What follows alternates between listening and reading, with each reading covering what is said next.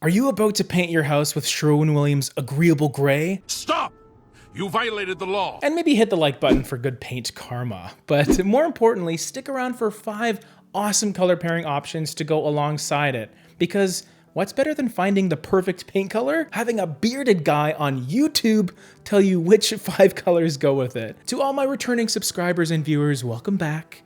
And to my new viewers, nice to meet you. This is Fast 5, where I take a paint color, in this case Agreeable Gray, and give you a white color, a light color, a mid-tone, a dark color, and then a very fun, daring color at the very end to blow your mind. 5 different color pairings that can be utilized in different ways. That way you're able to piece together a color palette that works for you. It's free advice. Well, I guess the only cost is maybe a like and subscribe. If you haven't done so already, thank you. So what I'm not going to do in this video is go into a ton of detail on Agreeable Gray because we've talked about it in the past in other videos, which you can check out afterwards. But what I can say is it's a very popular, versatile paint color that combines warm beige, brown, with a toning of gray to mellow things out. This prominent color category known as grayish often becomes a starting point for a countless number of designs because of the fact that it's kind of a you can do no wrong color in a lot of cases. So we're assuming that you like Agreeable Gray. So why don't we find some colors to go with it that you can hopefully enjoy at least half as much. Color number 1 is the white pairing, and I went with Arcade White. Oftentimes you'll see Agreeable Gray alongside some more stark and I guess pure whites, but I really love Arcade White's gentle touch of creamy peachiness, mainly because it gives the color an easiness and it makes it feel soft without muddying it with gray. White paint colors like this are a natural choice on surfaces like baseboards, doors, and frames, even crown molding. It has that 86 LRV, which is quite a bit lighter than Agreeable Gray, meaning there's a significant amount of contrast between the two, so they will pop off of one another. I would question whether or not to use Arcade White on the ceiling, however, and that's because I tend to either go with a pre-mixed white for up top or pick something that's a little more deliberate and perhaps more saturated. But for every other purpose, if you're looking for an off-white, take a look at Arcade White. Boom, white color pairing done. My light pairing is a bit confusing because it also has white in its name, but it's totally gray. I mean, who are we kidding here? The color is Nebulous White, and especially compared to Agreeable Gray, you might think this one is a bit of a disagreeable gray because of how much cooler it is. And I mean cool as in cold. It's kind of bluey.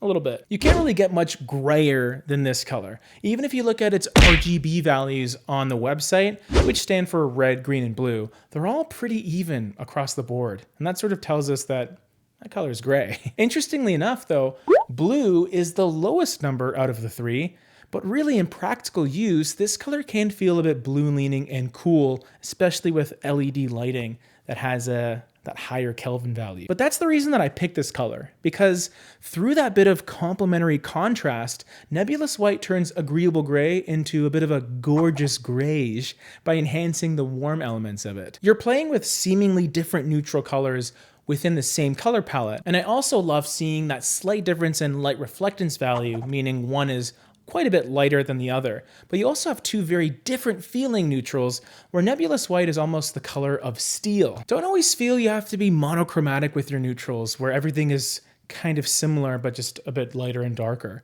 Whenever I can incorporate a cooler gray next to something a bit warmer, I do it. Unless my client is cold-blooded, and then it's just Nebulous White all around. All right, light color done. So we're going from something that's lighter and cooler to something a bit darker and warmer. This color is called Urban Putty, and as far as mid-tone beiges are concerned, this color has really stood the test of time. Urban Putty and Agreeable Gray have a really interesting interaction because obviously this color is quite a bit warmer than this one. But because Agreeable Gray is actually lighter, it almost starts to adopt a slight powdery or airy quality to it in comparison. It also ends up feeling a bit closer to gray and helps bridge the gap between the warm and cool colors of this palette. Agreeable Gray just becomes the glue that binds it all together, which is what any good neutral color should do. Urban Putty, on the other hand, is really a nice color option for this palette for those areas where you want more of that traditional cozy warmth, or even small doses of it in the form of an accent wall. Beige as an accent wall? Well, yeah, in this palette you could do it. Mid-tone color, done. But speaking of accent walls, you're more commonly seeing darker colors used in those situations, kind of like my dark color pairing, Braintree.